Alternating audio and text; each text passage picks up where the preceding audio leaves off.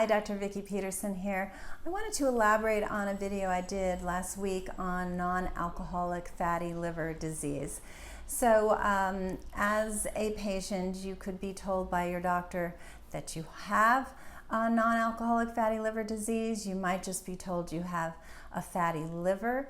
A lesser expression of that could be your doctor telling you that your liver enzymes are elevated. And so there's a few different varieties of this, but the disease, non-alcoholic fatty liver disease, came about in a similar way to type 2 diabetes. So depending on how old you are, type 2 diabetes used to be called adult onset diabetes. And so it had to be renamed, and boy, is it 15, 20 years ago. Don't quote me on that, but it's been some period of time.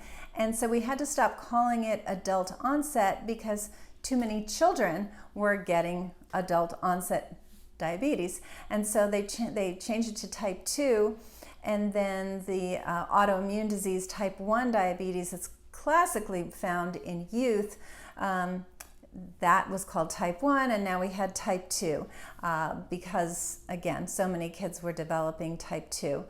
So similar non-alcoholic fatty liver disease, it used to be that a fatty liver was associated with drinking alcohol, and there'd be a fatty infiltration of the liver. It would then develop to cirrhosis, and it was very much associated with alcoholics, people who abused alcohol, and it was sort of in that lane.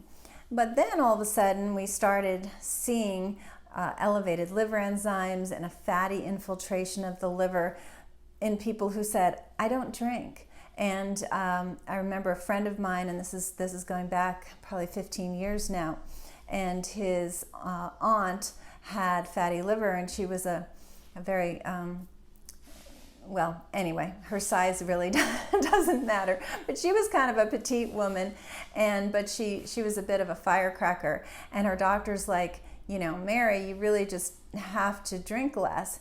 And she just got pretty irate after he had accused her of being an alcoholic basically several times, and she just started screaming at him and just said, I don't know why you don't believe me, but I do not drink. So this was early days, but then it came about that clearly there were people who did not drink that had fatty infiltration. So hence the name non-alcoholic fatty liver disease.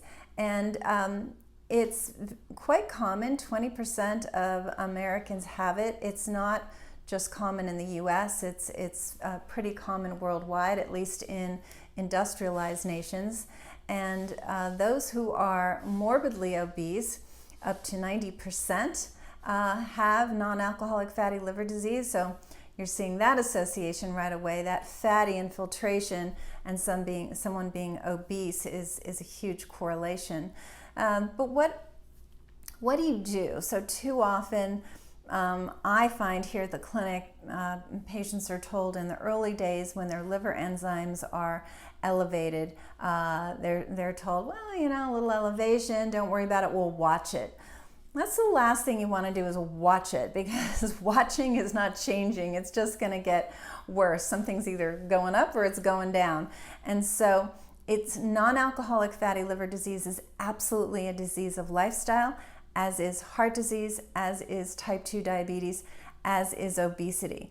And if you're sitting there saying, I didn't wish this upon myself, I didn't, knowingly do anything, I completely understand, and please don't take what I say as any sort of accusation.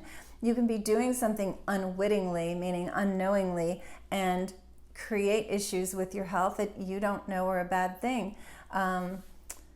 What's a good example? High fructose corn sweeteners are definitely associated with fatty liver disease, as is agave, which is very highly fructose in its makeup. Now, agave syrup made from the cactus was really purported to be a healthy sweetener for quite some time, and a lot of people were using agave. You'd find it in health restaurants, and it was just like it was a healthy alternative, and that was just a lot of good marketing on their part. It's not. It's very, very high in fructose. It's kind of on par with high fructose corn syrup, and even though one is coming from corn and the other one's coming from the plant agave, it was like, oh, it came from a cactus and it's natural, and things can be natural but not good for you. So yes, you could be unwittingly enjoying a lot of agave and getting a fatty liver, just as an example. But as Americans, we don't have the best health status, and we're very busy, and sometimes we don't appreciate that what we put in our mouth is creating manifestations within, and you just get hungry and place is close that you can grab some food and you grab it and you keep going on. Or you were raised in a family that of this standard American diet, acronym SAD, and you just don't know any better. So but the facts are that the liver loves to heal, as do all parts of the body, but it's a tough part of your body. It performs over 1,000 functions in the human body, so it detoxifies on so many different levels, but it's the only part of your body where if you cut off a piece of it, it grows back. Kind of like the tail on a salamander. I think it's a salamander. Anyway, there's no other part of the human body that when you, literally the organ, that you can cut it off and it will grow back. So a very robust piece of equipment there, the liver, and doing the right thing for it, it will heal and repair, but we have to figure out what that right thing is. So just because you're overweight, diet and exercise, what does that mean? It has to be tailored to you. So what are you eating that you're sensitive to? Maybe what toxins do you have that are overburdening that liver, whether it's bacterial types infections, or you can have parasites, you can have amoeba, you can have an overgrowth of yeast, you can have heavy metal toxicity, you can have mold toxicity. And there's a lot of things that can go on that can overburden that liver and make it malfunction. So diet tends to really be a part of it, but so does that internal workings of the gut and how much burden is coming in to the whole detox system of your body.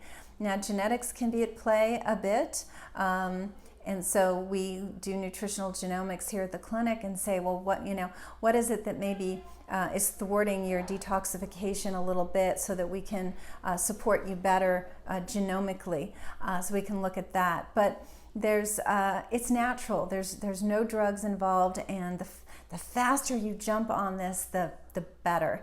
And again, there's no drugs. You can really turn the liver around naturally. You just have to have the right tools to ask the right questions. And I think that's where conventional medicine is a little bit, their hands are tied, because they'll just say, oh, the liver enzymes are elevated. If you're consuming a lot of alcohol, that's their first go-to always. And for some people, they can say, well, okay, I guess I can drink a little bit less, and they do that for 6 months, for a year, and then the blood test comes around again, probably the annual physical, only to find out, wow, it's actually worse. So see if you can get more exercise, and you do that for a year. It's just too slow. You want to find out the liver enzymes are elevated. If you've already got the fatty liver, that's okay too. A lot can be done, but it has to be tailored to you, and that's what I think is so important. So I hope this helped. One of you asked me to do this video, but I hope it helped everybody. So the high fructose corn syrup, make sure you look at what you eat. Sodas, of course, are full of it. Does that mean you should go to the diet sweeteners? Diet sodas, no soda. Unless you like, you can try a company called Zevia, Z-E-V-I-A. I have no affiliation, but it's sweetened with stevia, which is a natural plant. So if you want your bubbles and your flavor and a little bit of sweet, but it's natural, try Zevia. They have 6 different I was going to say colors because their cans are pretty colorful, flavors. My children love it. That's how I know.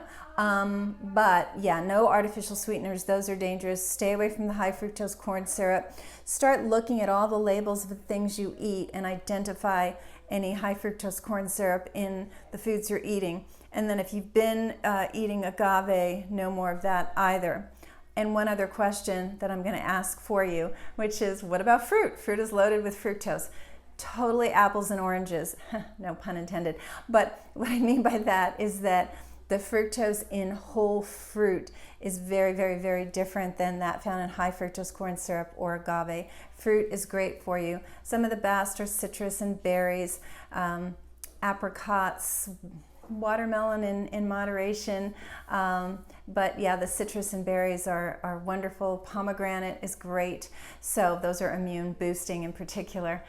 So I hope you found this helpful, and if you suffer from non-alcoholic fatty liver or elevated liver enzymes, anything liver oriented and or something about your health that's not the way you want it to be, please reach out.